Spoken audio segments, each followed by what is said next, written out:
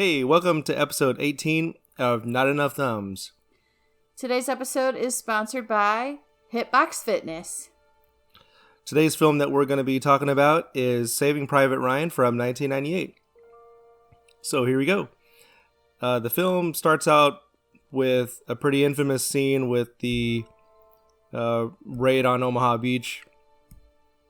And the thing that really got me the most was you can kind of sort of feel how some of these soldiers are going into this battle. They know that they are just lining up to be shot. Some of them are getting sick to their stomach and losing their stuff.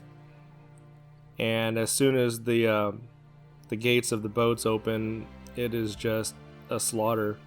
And it's a miracle that some of them made it past the beach and they finally infiltrated that area.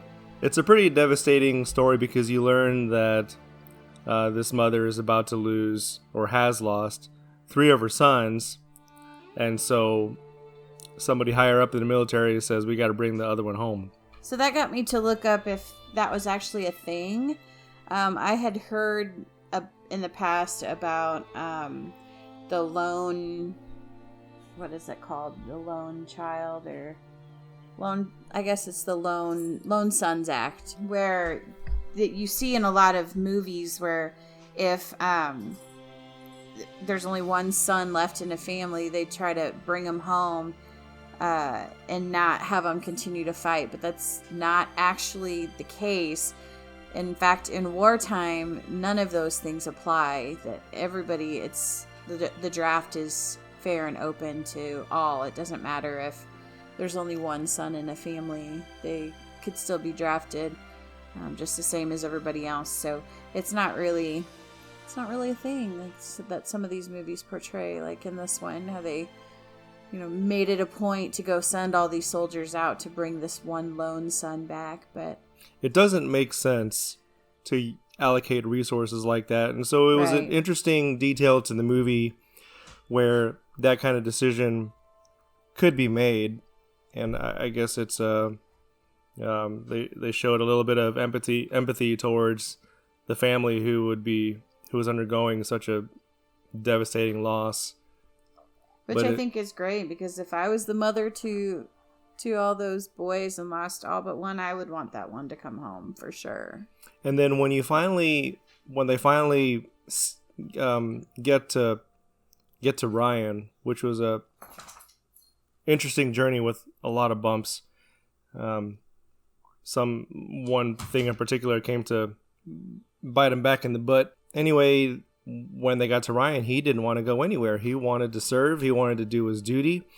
And I completely understand that part also. And he did not want to abandon his crew. Mm-hmm. And so you just feel a great sense of pride where he was laying his life down for his country, and kind of made everybody stop and think, oh, well, what are we going to do now? He's not going to be going anywhere. So they took a stand, and the way they played it out was pretty brilliant.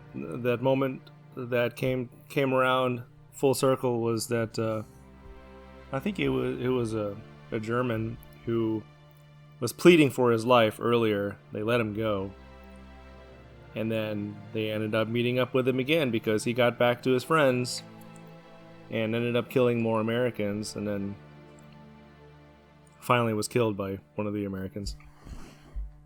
So I think that gave the audience a sense of, oh, okay, I'm glad that guy didn't get away scot-free.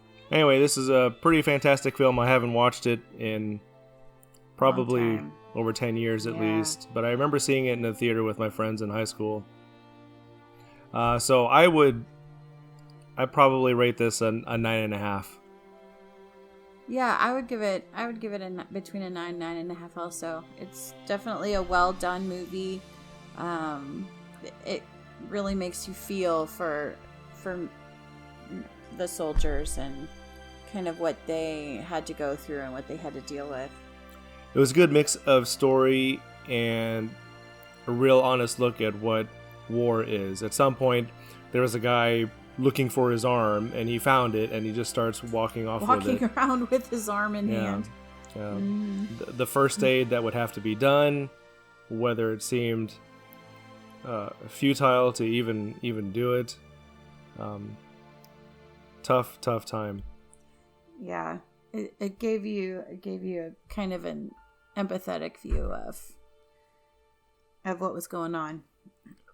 So we hope you guys enjoyed this Memorial Weekend, taking some time to reflect on the thousands of lives that were sacrificed for our freedoms.